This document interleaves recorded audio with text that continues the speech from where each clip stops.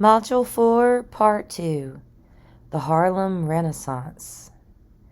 Jazz in New York City in the 1920s.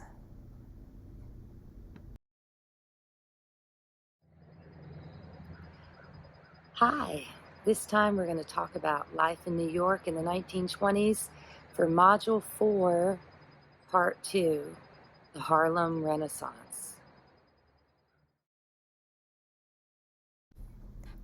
As Chicago was experiencing its own golden age of jazz, another cultural revitalization was taking place further east in New York City. In the previously Dutch neighborhood of Harlem, African Americans began to exercise a level of self-sufficiency and economic and artistic independence. Let's look at this map that shows New York City and then a close-up of the neighborhoods so you can get an idea of where Harlem is in New York City.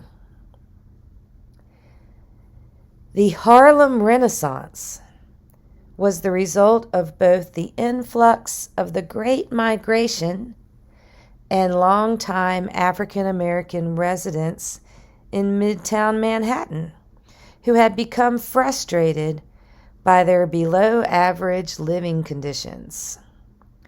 Renaissance, literally meaning rebirth, is an accurate descriptor of this unprecedented cultural occurrence. The Jim Crow laws of the South and economic inequality of the northeastern United States prompted African Americans to re-establish and forge their identity as a strong and independent culture in Harlem. Like the Italian Renaissance, all of the arts flourished in this new setting as music, poetry, prose, and visual art found a new voice through the unique approaches of various artists.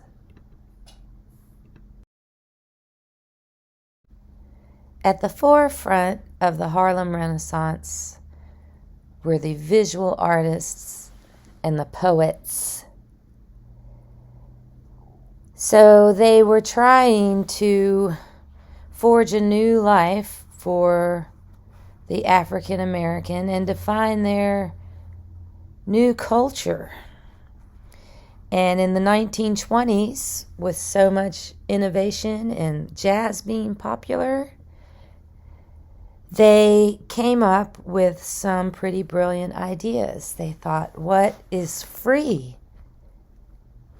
And what can we use to unify the people who are largely illiterate and are oftentimes dealing with very few resources? So they came up with screen printing, one of the cheapest forms of reproducing art, just on pieces of paper. And there are beautiful screen prints from Harlem in the 1920s, and I want us to take a look at them. Here is one. Now, the other thing that was free and that could communicate unity and hope is poetry. Short, memorable poems that people could recite to each other. And that's where Langston Hughes comes in. Let's take a look at a few more of the screen prints.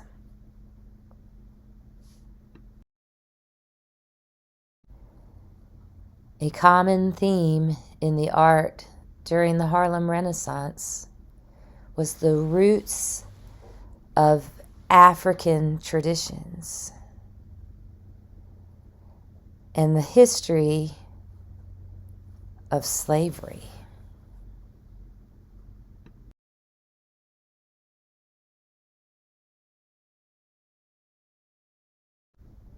This one is called Dancing in Two Colors.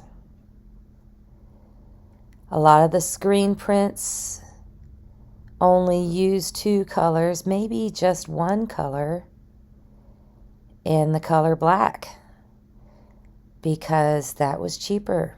You only need two screens for two colors.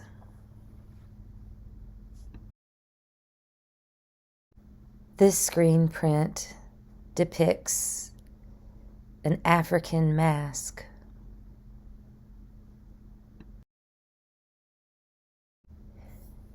The poet Langston Hughes embodied the creation of a new artistic style based on distinctly African American idioms. In his poem, When Sue Wears Red, Hughes uses the musical genre of the blues as an underlying structural device. In this work, we see the poet appropriating a markedly black American genre with a proclamation of pride in African heritage.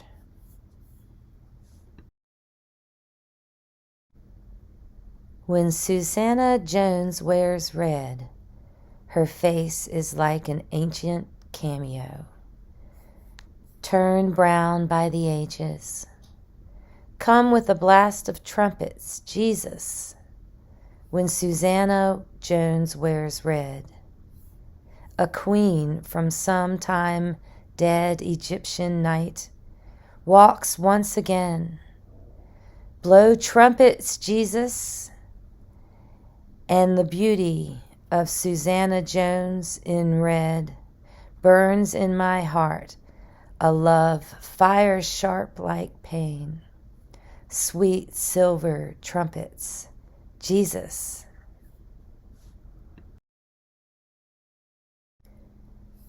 The poem, When Sue Wears Red, is representative of a larger desire by the African American community in Harlem to instill a sense of black pride. African American poet and writers Zora Neale Hurston's assertion of, quote, I am not tragically colored, end quote, is reflective of the Harlem Renaissance's artists to celebrate and embrace their unique heritage, transforming the oppression of the past into a unified voice of strength, perseverance, and beauty. And so here are pictures of Zora Neale Hurston next to a picture of Langston Hughes. Not all African Americans living in Harlem, however, embraced this new movement.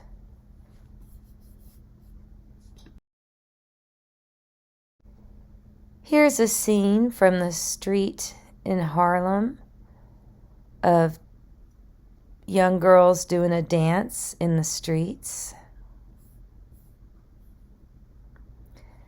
Some middle and upper class black families frequently chose to disassociate with the Harlem Renaissance, viewing it as a threat to their already precarious existence on the fringes of mainstream white America. For these families, jazz music was a reminder of an oppressed and separate past. This was especially true of the black families that had relocated north in the Great Migration, already looked down upon by previously established northern African Americans. These southern transplants wished for assimilation in the hopes of providing a sustainable living for themselves and their families.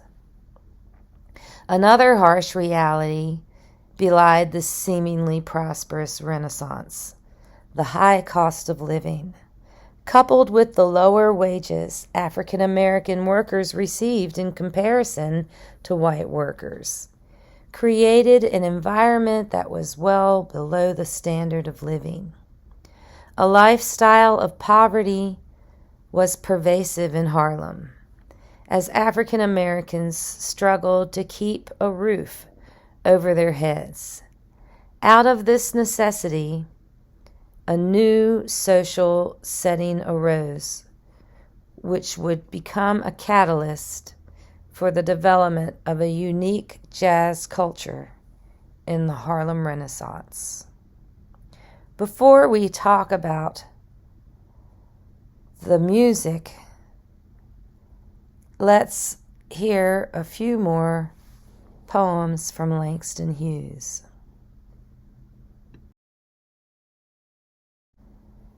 Not only was Langston Hughes a prominent figure during the Harlem Renaissance in the 1920s, his connection to Harlem in his writing earned him the title Poet Laureate of Harlem. He was known for the use of jazz and black folk rhythms in his poetry, which depicted the experiences of the urban African American.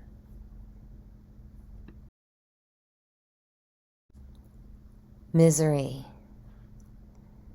Play de blues for me. Play de blues for me. No other music will ease my misery. Sing a soothing song. Sing a soothing song. 'Cause the man I love's done me wrong. Can't you understand? Oh, understand. A good woman's crying for a no good man. Black gal like me, black gal like me, has got to hear a blues for her misery. Langston Hughes.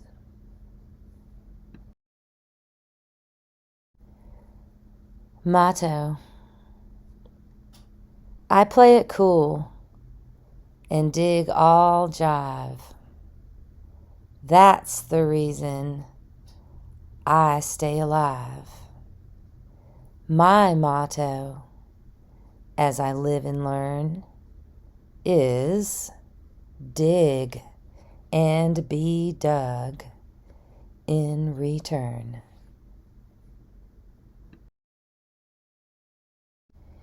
Even though African American jazz music was popular in the clubs in Harlem, often the African American community couldn't afford to go out and see shows. A lot of the music was practiced and celebrated and shared with each other at rent parties. This is an invitation to a rent party. You could screen print little cards, and they were your invitation, and people would hand them out. They would hire a musician, and they would buy liquor for the party. Maybe it was moonshine, maybe it was so many bottles of gin, maybe it was homemade bathtub gin. But whatever it was, this was a cheaper way to have entertainment, and it was everybody pitching together, and you would throw a party at someone's apartment, and there would be a tip bucket, and that person would use the money to pay their rent. The rent party was a popular means of raising money to cover monthly living costs, and in addition to serving their economic function, would also indirectly jumpstart the careers of several significant musicians. Indeed, the rent party was the place to be to hear great live jazz in 1920s Harlem, and the piano became the conduit for musical expression in this setting. They would post flyers like this one in apartments and businesses in Harlem to attract people to come to the rent parties.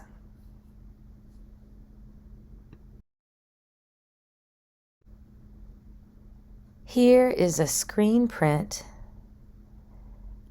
of a rent party.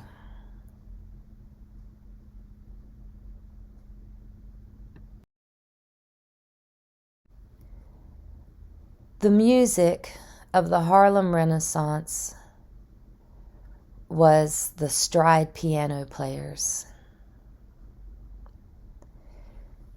In New Orleans, the cornet had established itself as the emblematic instrument of the jazz musician. In New York City, however, the piano took over this role. This was not surprising considering the immense popularity of ragtime only a decade earlier. The piano was also a chameleon-like instrument with its long-standing classical tradition, making it a staple of the concert hall and its position as the signature instrument of ragtime, making it a popular household instrument. In the Harlem Renaissance, several pianists arose to prominence, developing a subculture of performance practice and competitive spirit where only the most accomplished players could make a name for themselves. Often at the rent parties, they would have cutting contests where they would have piano players compete against each other, playing the most complicated ragtime compositions that were so hard that only a few people could even play them. Additionally, a new subgenre of jazz became central to the Harlem Renaissance and 20th century piano performance.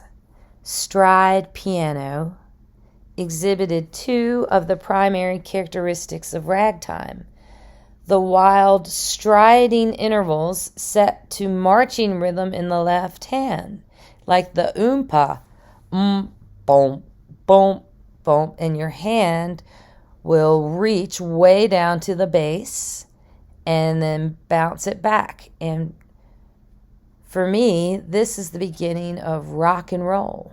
It rocks and rolls for sure. But for these piano players, you can see that left hand reaching down to the bass and then reaching back up, and that's the stride. The level of playing was constantly elevated in this new music. It was very difficult. Ragtime compositions and Tin Pan Alley numbers were performed at breakneck tempi, which is plural for tempo, or the speed of a musical piece. So very fast, with the performers often adding unique counter melodies and ornamentation, sometimes improvised, sometimes predetermined. Before we talk about Tin Pan Alley, let's take a look at some of these Harlem Renaissance piano players. In this picture, you can see Willie the Lion Smith. Now, he was older, and he had a vaudevillian style to him, and that is often having a cigar and a hat, dressed up in a suit with often with the vest and your shirt underneath. And it's an old-timey look. Some of the younger guys would take more of a modern, sleeked back approach to their style.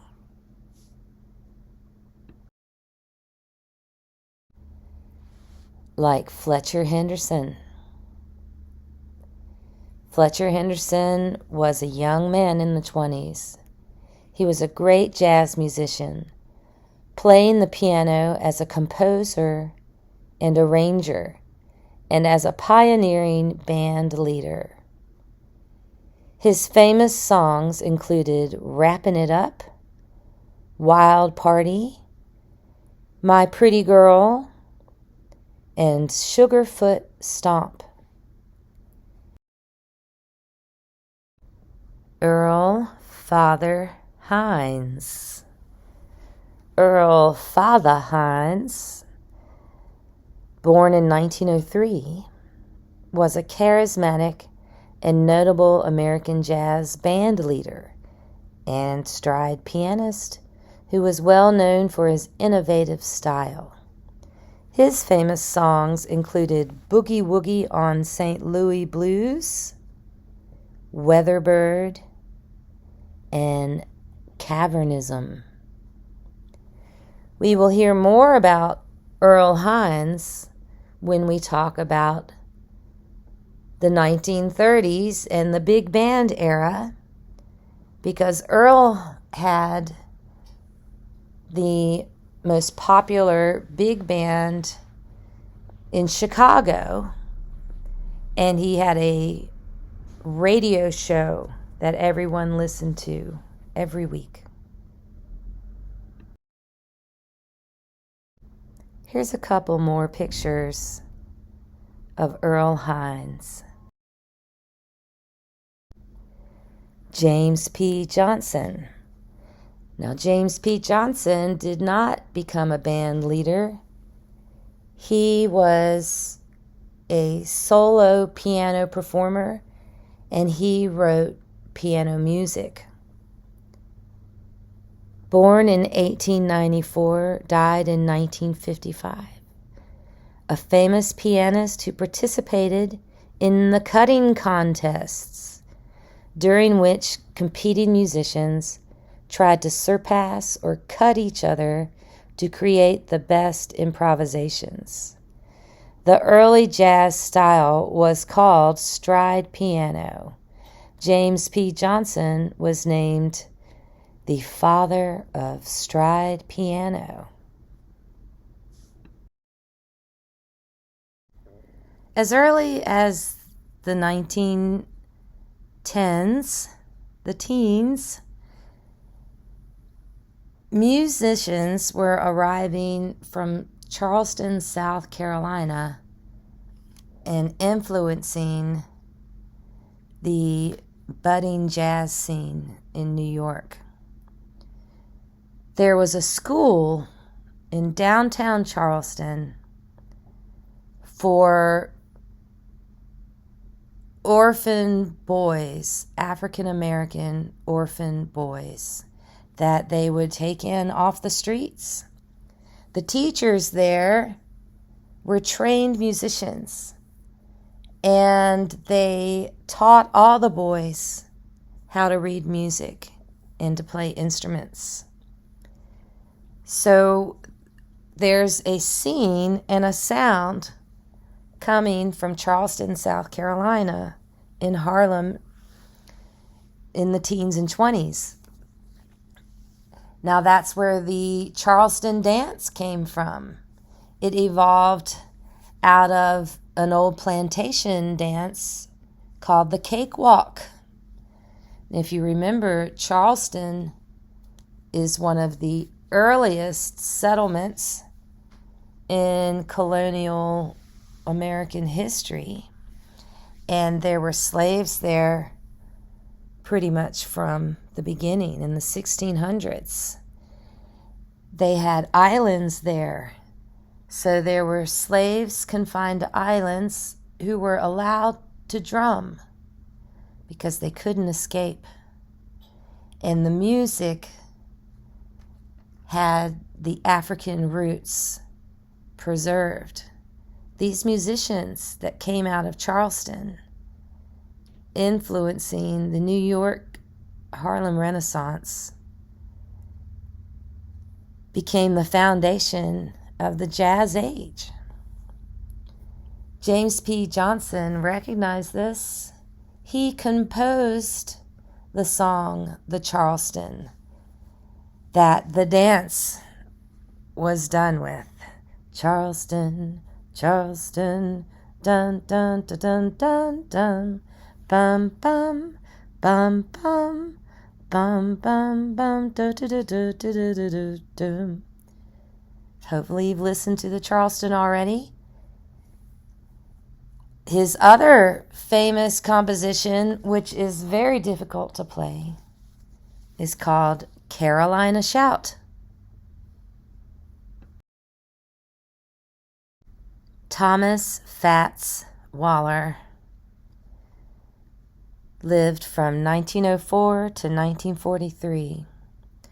A great musician and famous jazz pianist, also an organist, a composer and singer who achieved nationwide fame as a radio performer. You can see Fats has on his hat cocked to the side, cigarette out of his mouth, those expressive eyebrows, and his vest and white shirt. So he's influenced by the vaudeville culture that existed in New York at the turn of the century. Fats' songs are still jazz standards, even in progressive jazz groups across the country. Coming to mind, he composed Ain't Misbehavin', Honeysuckle Rose, and many more. Here's another picture of Fats.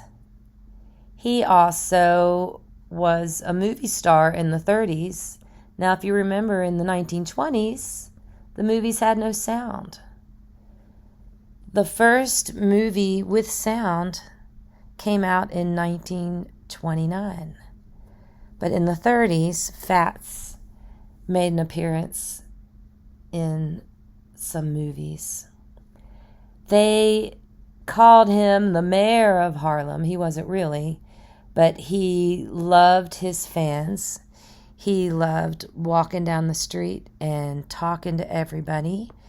And the kids would follow him down the street. He would dress up every day.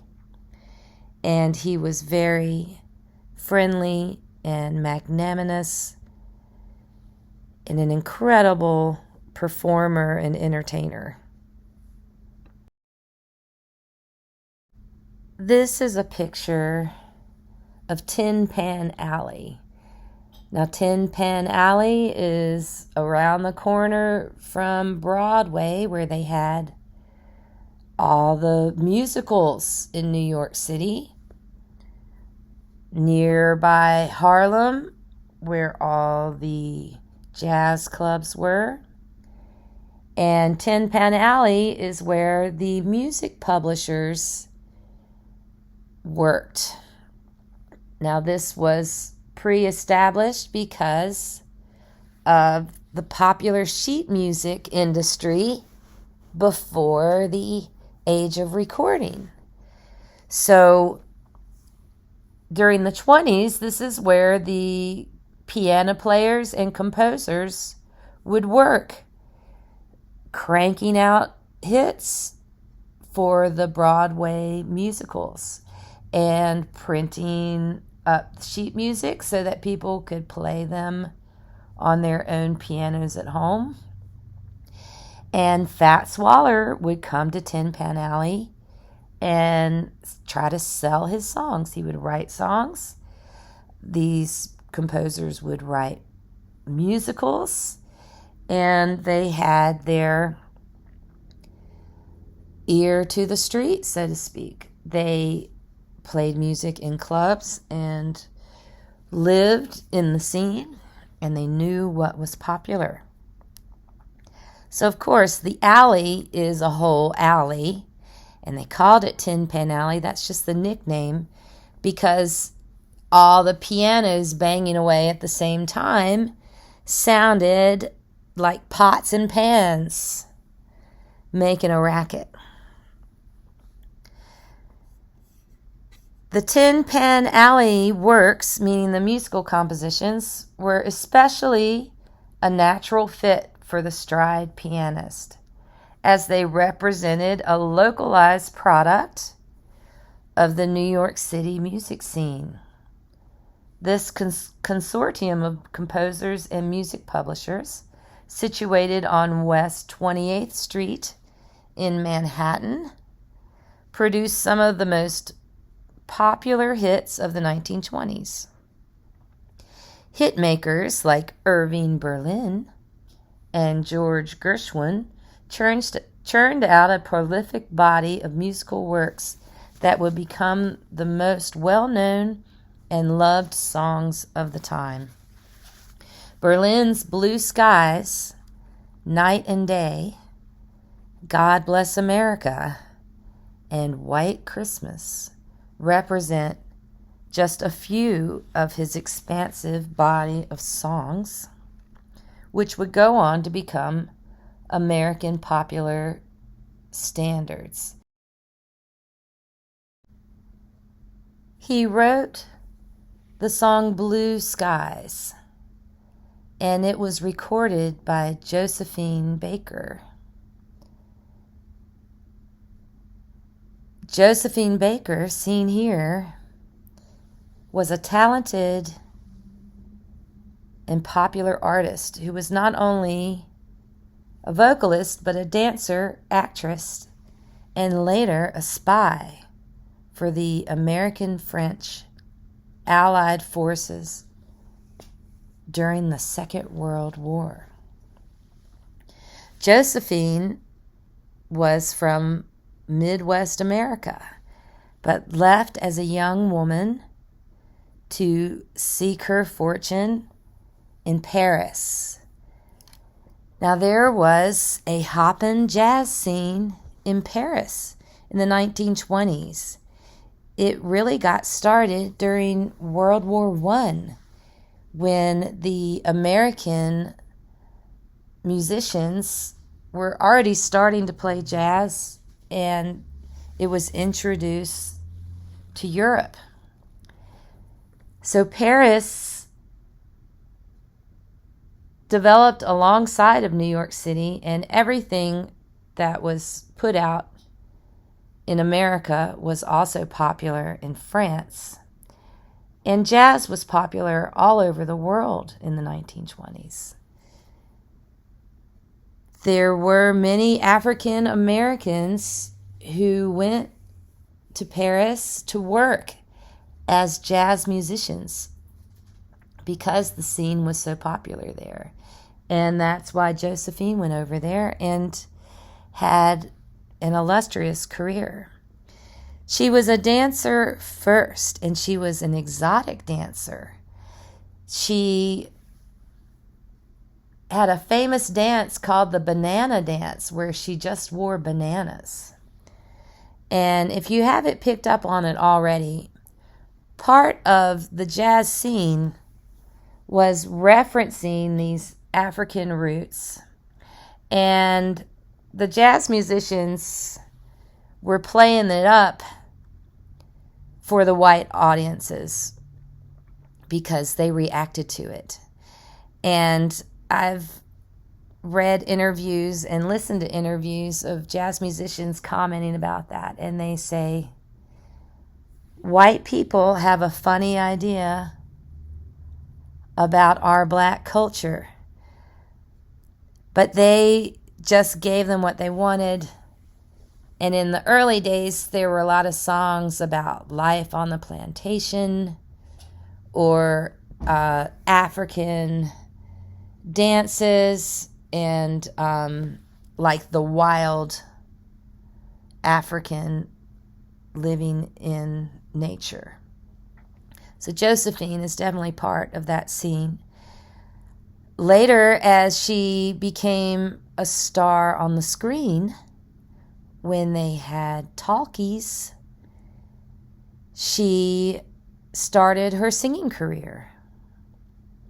And Blue Skies is one of those hits that she made. Be sure to listen to Josephine Baker's recording of Blue Skies that you can find in your textbook.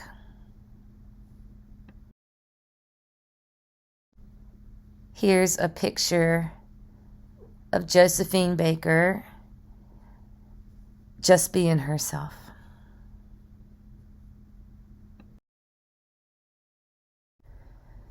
Gershwin would enjoy the same level of success with tunes such as How Long Has This Been Going On? Can't Help Lovin' Dat Man, and Nice Work If You Can Get It. But Gershwin was also a prolific concert composer, establishing himself as the first American composer to successfully combine classical music performed in concert halls with jazz.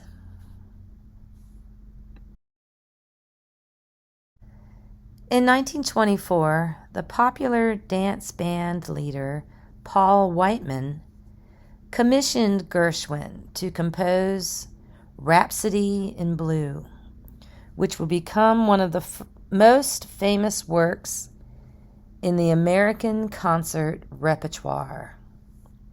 Gershwin didn't stop here, but continued to write a plethora of concert works, including large orchestral compositions such as Concerto in F, An American in Paris, Cuban Overture, and perhaps his most famous work, the jazz opera Porgy and Bess.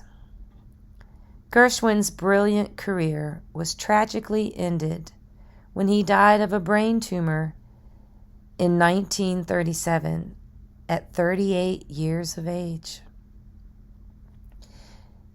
Listen in your textbook to Rhapsody in Blue as recorded by Paul Whiteman. Paul Whiteman's orchestra was in Denver, Colorado, and his trumpeter was Bix Beiderbecke.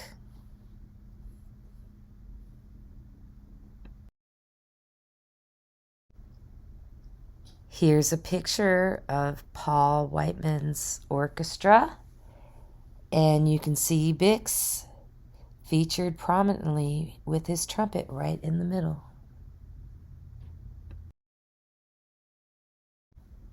Gershwin was not the only composer who wished to transcend his status as a musical entertainer.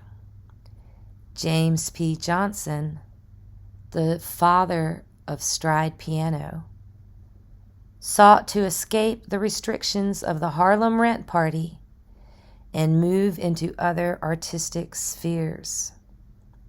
His composition, Carolina Shout, had established the pianist as a popular figure in music even outside of Harlem.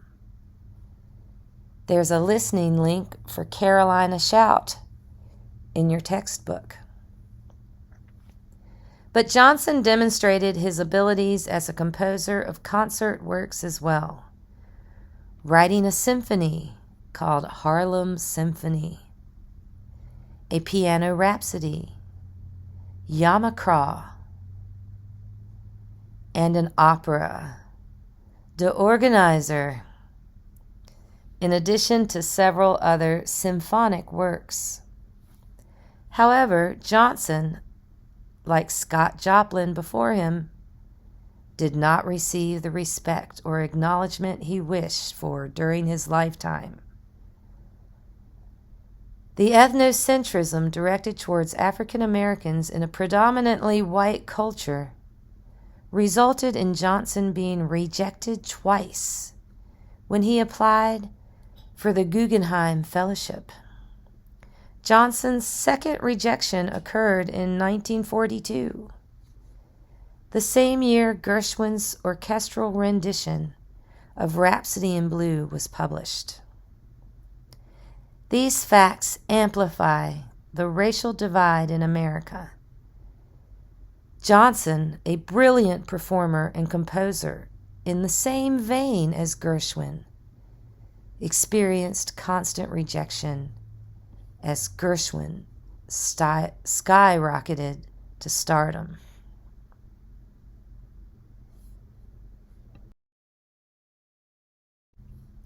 Many of the Harlem Stride pianists, however, recognized their place in the larger context of American society as a whole.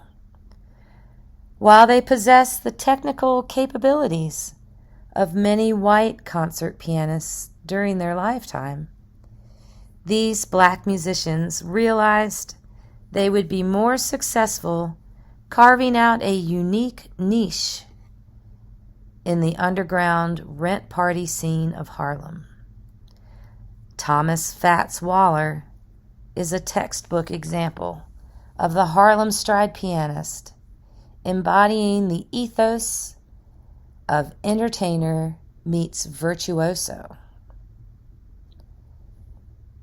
There's a video from the 1943 film Stormy Weather that captures Waller's bravura, sense of humor, and musical virtuosity. You can find it in your textbook.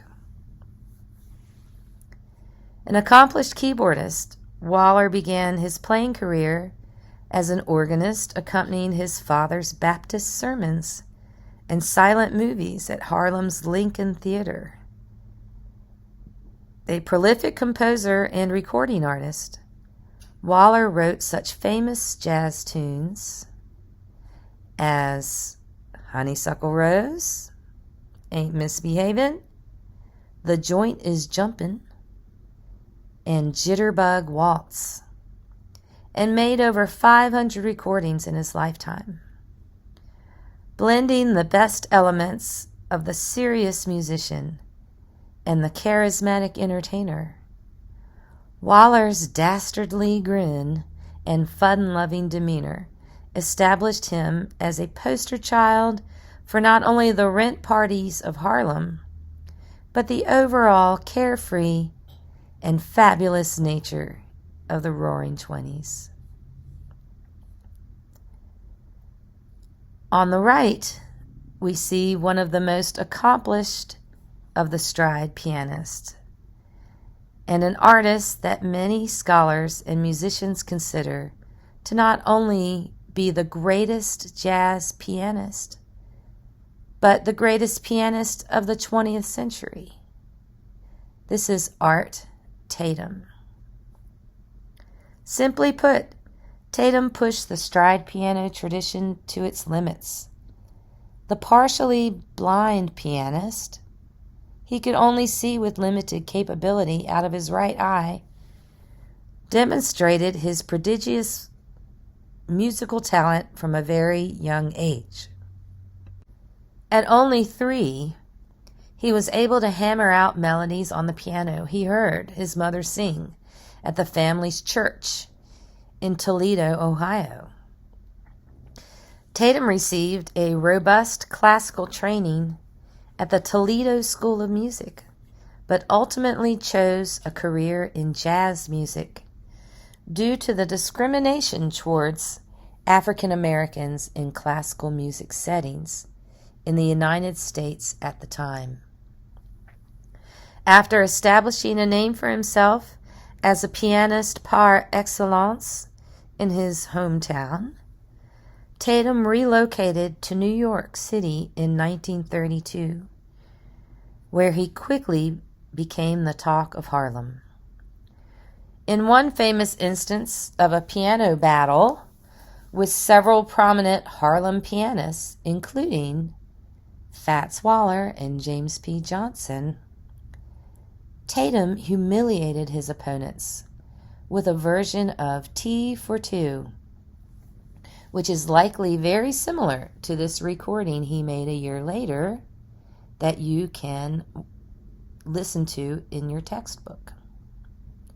Like Waller, Tatum would go on to leave an impressive body of work, playing on over 600 recordings before his death in 1956.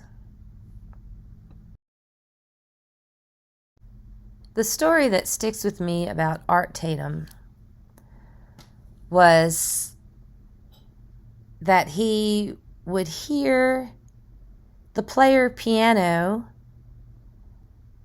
at the soda fountain near where he lived, and he would go home and play it himself on his piano, and he could just hear it and remember it and play it.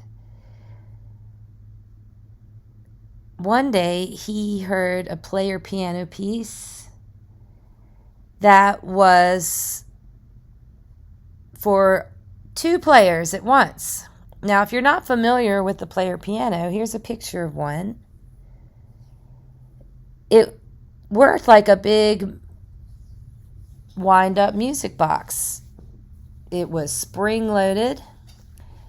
And, you know, in a music box, it has those little bumps on a metal raised bumps that make the sound happen. A player piano is a roll of paper with holes in it. And the reader in the machine can tell which note was supposed to go down and for how long based on these holes in the piano roll. And the piano would play itself.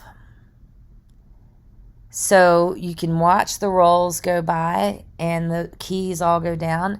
Now, a person played the piano and the holes were recorded. So it's an early recording device.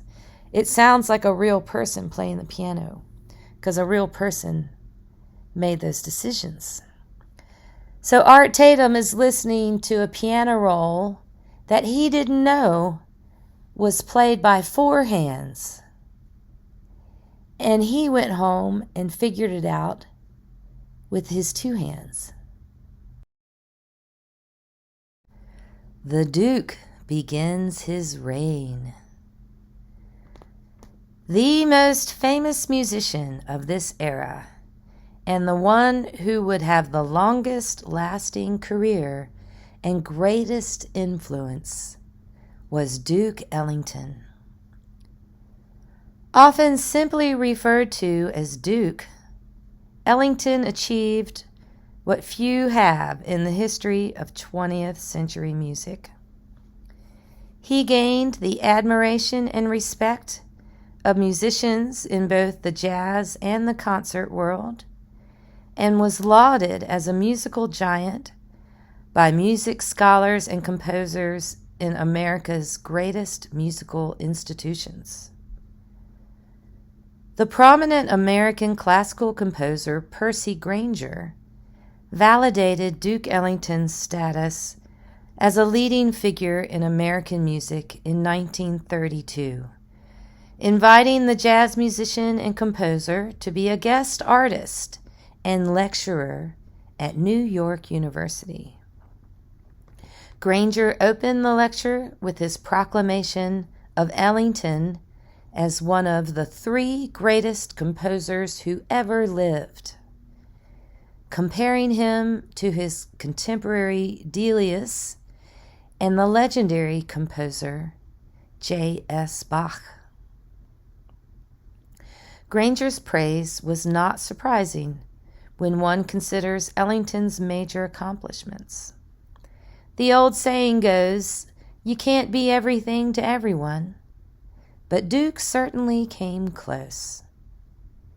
His brilliant and prolific body of musical compositions was loved by both the public and the academic musical community, making him one of the first African American jazz musicians to receive commercial and artistic success.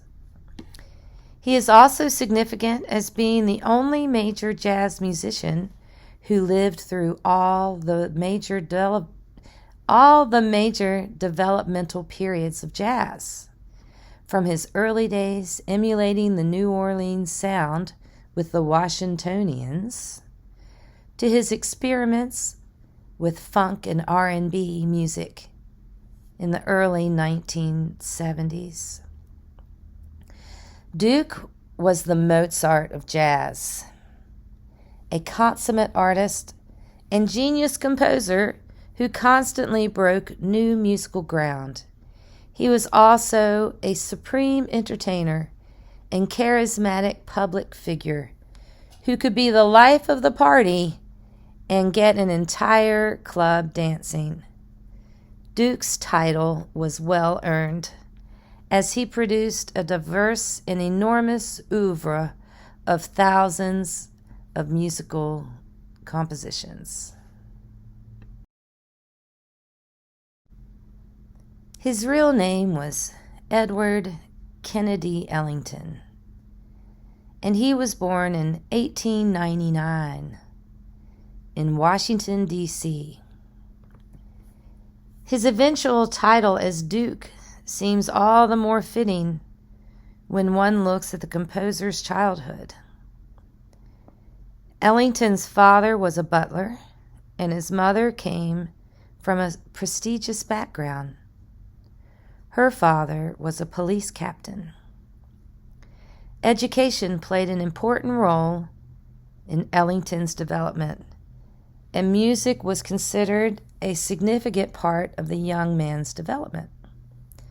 Additionally, the Ellington family, in spite of their modest fiscal situation, always displayed a taste for the finer things, yearning to be part of the upper class of Washington high society.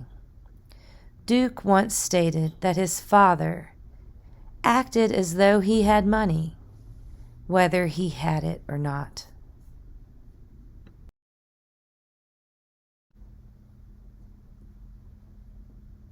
From an early age, Duke loved music. When he was 4 years old, he listened to his mother play a popular piano tune called The Rosary, and he cried, saying it was so pretty, so pretty. Not long after that, at the age of 7, he began to play piano himself. It seems that he knew he was going to go places. He told his next-door neighbor, Mr. Pinn, "One of these days, I'm going to be famous." The desire for acceptance into high society was pervasive in all of the family's endeavors. While his parents discouraged study of jazz, Ellington gradually fell in love with the genre.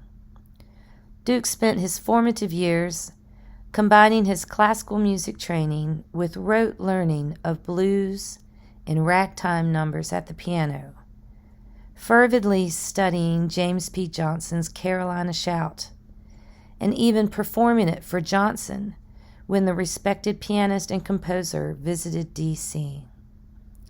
Ellington also received lessons in harmony from his high school music teacher, Henry Grant, and from an early age wrote original compositions at the piano. At age 15, Ellington worked at a soda fountain and wrote his first song, Soda Fountain Rag. By his late teens, he was making enough money to help his parents move into a better house. One of Ellington's first professional gigs was a party where he played so long that his hand bled. He earned 75 cents. "It was the most money I'd ever seen," he said. "I rushed all the way home to my mother with it, but I could not touch a piano key for weeks."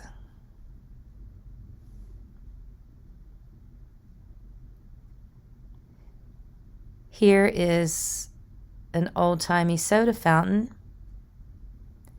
Often the soda fountains were inside the drugstore. But this is where he used to go and play the piano for tips. By the early 1920s, Ellington had secured steady work with his jazz ensemble, the Washingtonians, in D.C. at various nightclubs. With his bandmates, including drummer Sonny Greer, who would maintain a long musical collaboration with Ellington, Duke relocated to New York City in hopes of achieving fame as a musician. The initial effort was a failure, with the aspiring pianist making little headway in the competitive environment of the Big Apple. After a brief return to his hometown, Ellington and his musical comrades finally got the break they had been seeking when singer Ada Smith hired the Washingtonians as her backing band. Shortly thereafter, Duke acquired the position of musical director at the popular Cotton Club in Manhattan. From 1927 to 1931, Duke thrived in this setting, beginning to hone his skills as a composer and bandleader. Every week, Ellington and his now expanded house band were required to support a myriad of popular artists, having to adapt to the needs of different performers and audiences.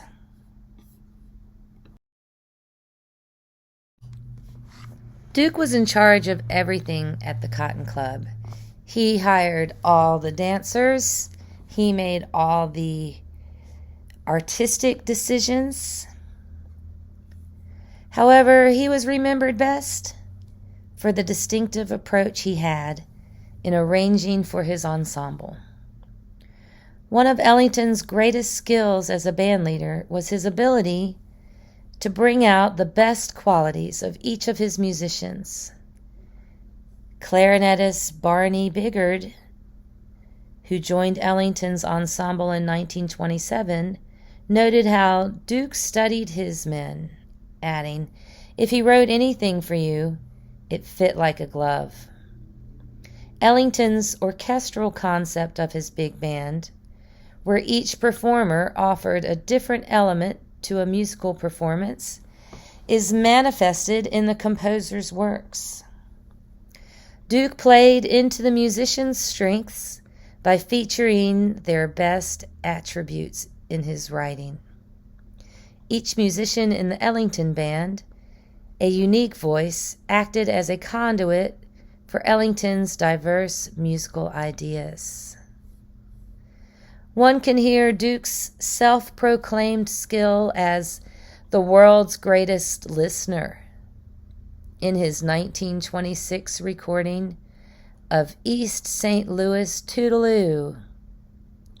As an orchestrator, someone who arranges musical ideas for an ensemble with attention to the sounds and abilities of various instruments and their respective combinations, Ellington created innovative arrangements of his compositions, musical paintings that immediately capture the attention of the listener with distinctive and unique sounds. The track opens with a combination of saxophones and tuba, playing a repetitive and haunting chord progression, before three soloists perform their inimitable interpretation of the composer's melody. The first of these soloists, James Bubber Miley, carries on the New Orleans tradition of focusing on instrumental timbre, coaxing the notes out of his horn with a unique growling sound. Miley enhances this effect through the use of a mute, a small device inserted into the bell of the trumpet to give it a mysterious quality. This is fitting, since the first 16 measures of the melody follow the introduction, and if you listen to it, starts at 14 seconds in and lasts till 38 seconds. These measures are in a minor key, evoking a dark and mysterious quality. The contrasting 8 measures that come next, that's at 39 seconds in, going till 51 seconds in, are in a major key, providing a lighter, happier contrast before the original minor key is restated for another 8 measures at the 52-second mark up to the 1:02 mark.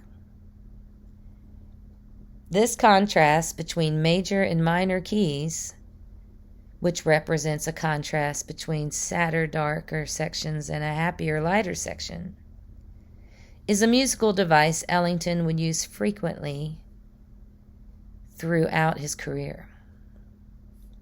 Be sure to listen to East St. Louis Toodaloo and see if you can hear the dark and then the light. The second soloist on the track, trombonist Joe Tricky Sam Nanton, provides a lighter mood, a sort of comic relief to the dark atmosphere of the opening minute of the song. His interlude is a stark contrast to Miley's solo. Can you hear it? The third soloist is the clarinet, played by Harry Carney, who recaptures the initially dark character of the work, playing in the same minor key Miley began the composition with. Carney adds a bluesy tinge on his solo, bending pitches with a glissando like Nanton, and sitting behind the beat at the end of the phrases like Miley.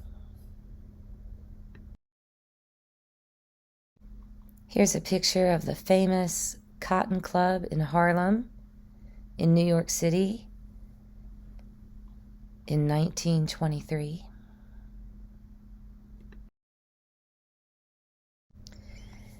Ellington continued to demonstrate a unique musical persona, constantly breaking new ground in his innovative arrangements. In his composition, Creole Love Call, Duke has the singer Adelaide Hall step out of her typical position in the spotlight. Instead of featuring the singer as the front person for the band, Ellington breaks convention, incorporating her voice as another instrument in the ensemble. The effect is reminiscent of Ellington's fascination with the mysterious, as Hall's voice oscillates between saccharine wooing and an edgy, rough sound. Hall's wide-ranging vocal timbres dramatically foreshadow Miley's growling trumpet solo and the wailing clarinets. Hall uses her voice not as a means of delivering lyrics, but rather to set a mood and create an overall soundscape.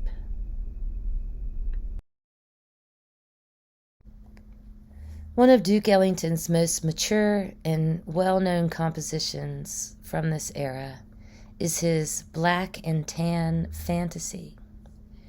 This composition stands out as more than just a tune. It is a miniature tone poem, capturing a variety of moods and themes in a 1927 recording that is only a little over 3 minutes. There is a cyclical nature to the work as well. The opening measures of the work are set to a foreboding march rhythm, which returns at the end of the piece with a brief musical allusion to Chopin's Funeral March. In between, however, are numerous musical interludes, featuring Miley once again as a highlighted soloist. If you're not familiar with Chopin, he is a famous classical pianist and composer from France. Otto Hardwick's rendition of the melody on the alto saxophone provides a perfect contrast to Miley's darker interpretation. Duke's piano break, more than halfway through the song, provides a welcome textural change from the unrelentingly gloom of the ensemble's march rhythm, offering a light escape at just the right moment in the recording. This is followed by Nanton's solo, where the trombonist uses a plunger to create a special effect on his instrument. Nanton's dichotomous tone, a musical effect combining the sounds of laughter and weeping, represents juxtaposition between the joyous and the melancholy, which remain a characteristic theme of Ellington's music for years to come. Listen to the original recording of Black and Tan Fantasy by Duke Ellington. Seen here is the sheet music cover for Black and Tan Fantasy. Here's one more picture of Duke Ellington and his orchestra at the Cotton Club. He would sit at the grand piano in the middle and conduct his music while playing the piano with the band, just like Mozart used to do at the opera. Glossary. Changes. Harmonic progression of constantly changing chords, which act as an underlying structural device for the improviser. Chord. A combination of 3 or more individual notes played at the same time. Cotton Club. A popular nightclub in Manhattan during the Prohibition era, where Duke Ellington gained popularity with his band. Extensions. Notes added above a chord, often emphasized in jazz improvisation. Flapper. Name given to women who appeared with shorter skirts and trimmed hair in the 1920s. Key. The main or central note of a piece of music and its accompanying pitches. Major key. A key where the third scale degree is raised to produce a happy and or light musical effect. Minor key. A key where the third scale degree is lowered to produce a sad and or dark musical effect. Oeuvre. A French word meaning the collective works of an artist. Applies to all mediums, including music, literature, visual art, film, etc. Orchestrator. Someone who arranges musical ideas for an ensemble with attention to the sounds and abilities of various instruments and their respective combinations. Plunger. an unused toilet plunger with the handle removed, utilized as a type of mute on a trombone. Prohibition era, period lasting from 1920 to 1933, when the sale and production of alcohol for consumption was illegal in the United States. Staff, a frame of horizontal lines upon which music is notated. Tempi, plural for tempo, a musical term referring to the speed of a piece of music. Tone poem, an instrumental composition intended to portray a particular story, scene, mood, etc. The original Dixieland Jazz Band, ODJB, ensemble that made the first commercially available jazz recording in 1917. The Wolverines, influential Chicago jazz band featuring Bix Beiderbecke.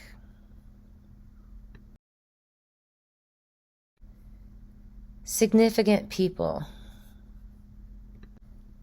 Adelaide Hall, vocalist; Art Tatum, pianist; Bix Beiderbecke, cornetist, pianist, composer; Duke Ellington, composer, band leader, pianist; Frank Trumbauer, nicknamed Tram, saxophonist, multi-instrumentalist; George Gershwin, composer, pianist; Irving Berlin, composer, pianist; Harry Carney, saxophonist and clarinetist; James P. Johnson, composer, pianist; James Bubber Miley, trumpeter; Joe Tricky Sam Nanton, trombonist; Josephine Baker, vocalist, entertainer, actress; Langston Hughes, Harlem Renaissance poet and writer; Nick LaRocha, cornetist of the ODJB; Otto Hardwick, saxophonist and clarinetist; Paul Whiteman, band leader; Sonny Greer, drummer; Thomas Fats Waller, composer, pianist; and Zora Neale Hurston, Harlem Renaissance poet and writer.